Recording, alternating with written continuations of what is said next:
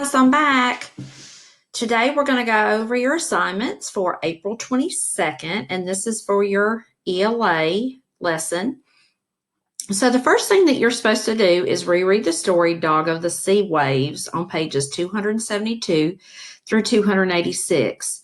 And boys and girls, if you're like me, every time I read something a second time, I always notice something that I didn't notice the first time. It's kind of like watching a movie. Sometimes the first time you watch a movie, yes, you understand it.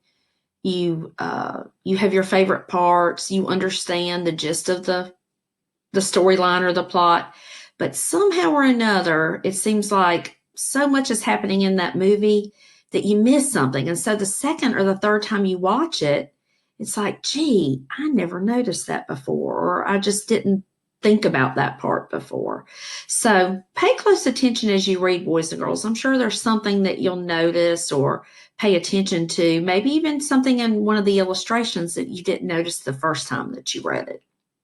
Remember, that second time that we read something is usually a closer read. We're paying a little more attention to some of the details.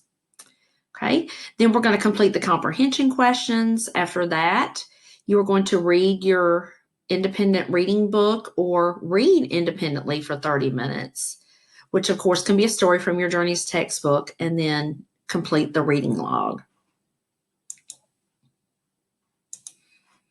Okay, so I'm not going to go back through the story again, but let's go ahead and get started with number 1. The theme is the lesson or moral of the story. What lesson can we gain from this story? Use evidence to support your thoughts. Boys and girls, I wrote an example or a response that might be similar to what you have written. It's important to take care of our natural resources. That's one theme that you could get out of this story. Another way you could say it might be we should take care of animals because we never know when we might need them to take care of us. In the story, Manu takes care of Dog of the Sea Waves when he was injured. Because Manu was good to the seal, he rescued Manu from drowning at the end of the story. So make sure, boys and girls, that whenever you write your theme or lesson to be learned, that you give evidence. Notice I highlighted evidence to support your thinking. Tell me why you came up with that as a theme. And it's okay that yours isn't written exactly like mine, but it should be somewhat similar. At the very beginning of the story, I'm going to flip back real quick and check to see what page that was.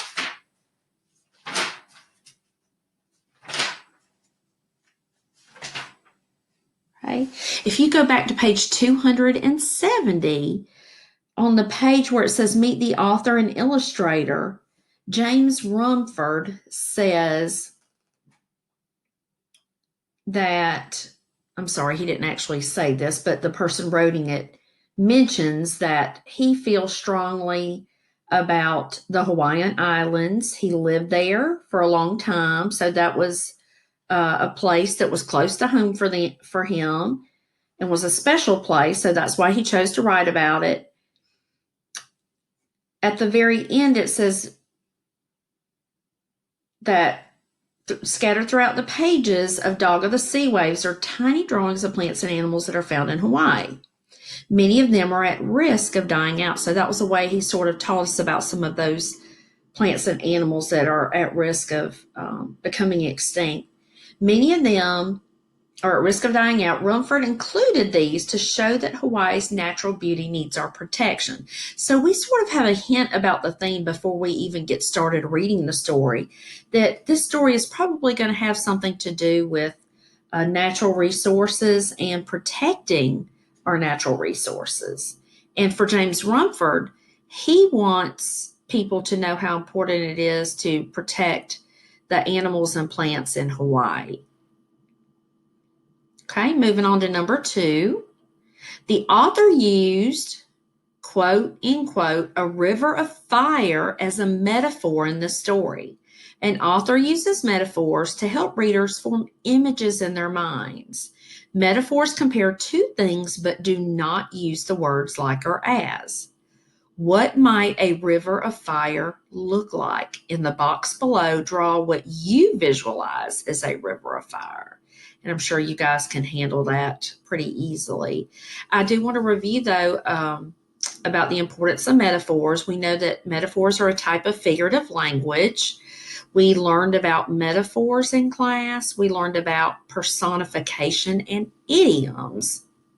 Well, metaphors, boys and girls, are used a lot of times in poems and in stories to catch your attention. It's just an interesting way to help you visualize or to picture in your mind what something looks like, or maybe what it sounds like, or how fast it moves. It might even be a metaphor to help you understand what something smells like. If I say, the food smelled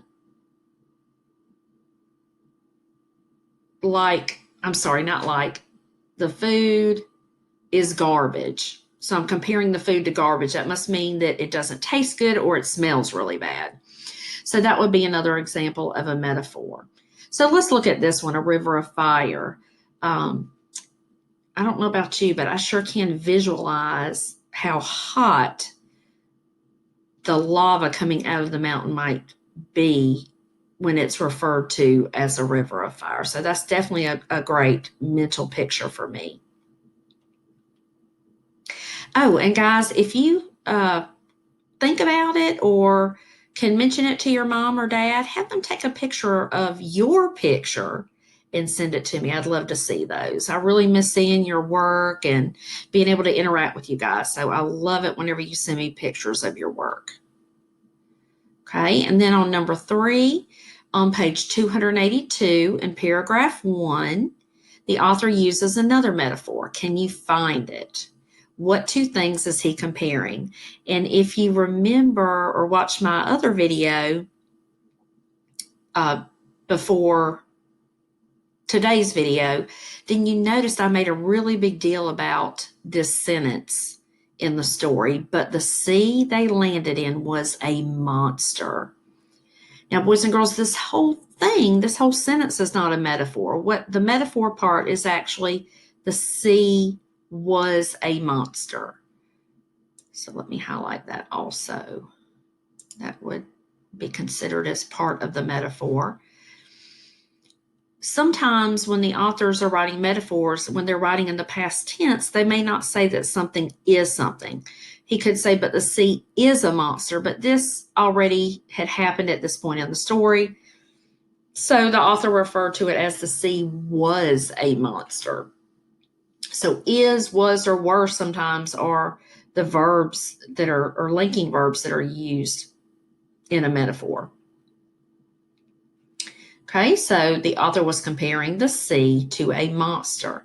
And of course, if he's comparing the sea to a monster, then we know that the sea was not really a monster, but was a monster would be scary and intimidating. And the sea, because of the volcano, the sea was being affected by the earthquake that happened as a result of the volcano.